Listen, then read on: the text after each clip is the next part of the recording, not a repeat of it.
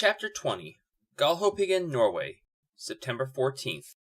The mountain wind whipped through the caverns, and deep within the bowels of Scrimir's stronghold, it sounded like distant screams.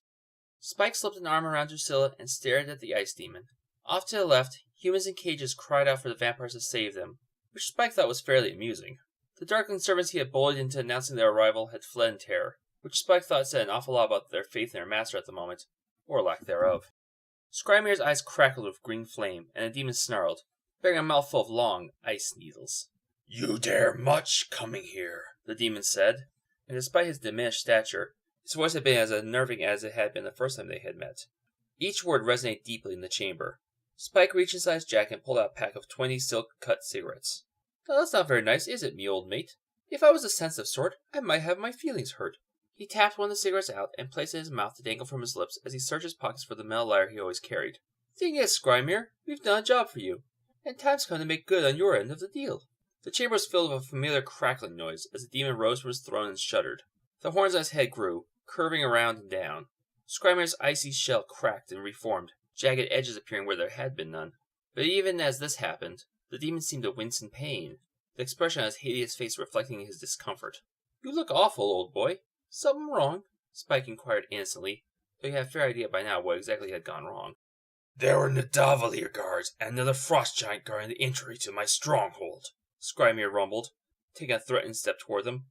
"I cannot believe the two of you mad, bumbling things, managed to kill them all." Drusilla giggled. She stepped away from Spike and twirled, her little girl's dance, all fluttering fingers, across the stone floor. She grabbed a tall iron stand upon which burned 9 black candles, and spun around it. "We didn't have to kill them all, silly," she said. "Only the giant and 2 or 3 of those ugly little dwarves. The others were happy to leave. I blew them kisses as they went." She stopped suddenly, and her voice hardened again. It was as though she were noticing Scrimir for the first time. "There are echoes all through the caves down here," she whispered. "Every word you have ever spoken still lives inside these walls, bouncing around, and I can hear them all at once. An eternity of anger and cruelty." Drusilla spun again, but only once, to move back to Spike. "He doesn't like us, you know," she told her lover. Spike laughed. "I'm crushed, really." The demon roared and stomped toward them on frozen hooves. Spike did not even flinch as Scrimir poked him with a sharp talon. The demon's claw cut through his shirt and jacket and flesh and drew a drop of blood. Spike only regarded him with a pleasant, innocent expression. "You were to await my instructions," Scrimir howled furiously. "I have planned for centuries, slowly and carefully weaving a web out of nothing but promises and pain. You were given a simple mission to carry out. Kill the girls, but leave the Slayer alive until I ordered her death." "Never been much for orders, really," Spike said, frowning. "Look here, though. We killed all those girls, stole that list. We jumped the gun a bit on the Slayer. Sorry about that part. But we did our bit, so hand over Freya Strand and we'll be off, right? You can get back to your plotting. Everybody's happy." Scrimir froze then, quite literally. The ice demon became completely still. Only the flickering of flames from his eyes and the churning of the green mist within him revealed that he was still alive. Spike glanced at Drusilla, who was batting at something in the air like a kitten attacking phantom catnip. He frowned. "Right. Look, Scrimir, I'm not going to ask again." "I don't have it," the demon confessed. Spike blinked.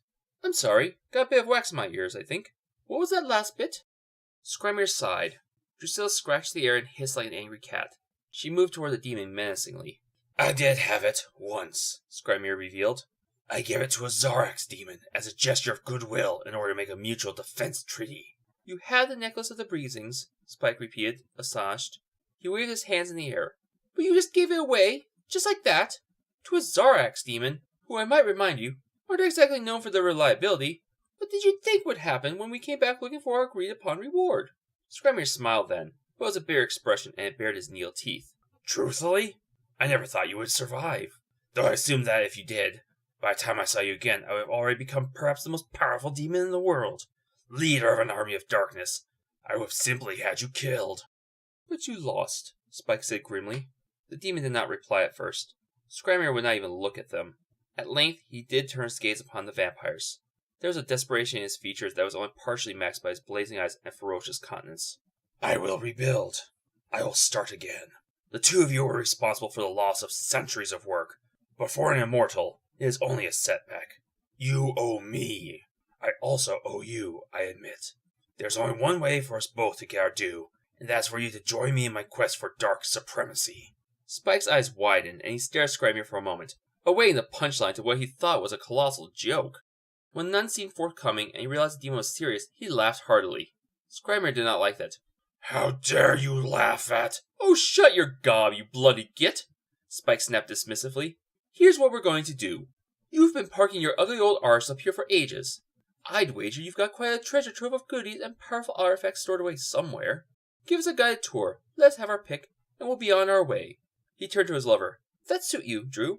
She pouted a moment, glaring angrily at Skrymir. Finally, her eyes drifted and she gazed into the darkness. It isn't my reflection, but it'll do, I suppose. Better be something special for your princess, though. Nothing but the best. Right then, shall we get to it? Spike asked, smiling again at Skrymir. The demon chuckled. Kill them, he growled. Spike was in the middle of taking a long and satisfying drag on a cigarette. He was a bit tired, his clothes torn from the fight with the Frost Giant and the Nidavellir just to get in here. He figured it was all over but the shouting. The griffin surprised him. He had forgotten all about the sleeping creature. At Skrymir's command, the creature's eyes popped open instantly. Its massive wings beat the air, and it easily snapped the chain that held it to Skrymir's throne. The demon laughed as the giant creature with its lion's body and eagle's wings and head leaped 15 feet to drag Drusilla down to the floor, tearing at her with its claws and snapping at her with its enormous beak.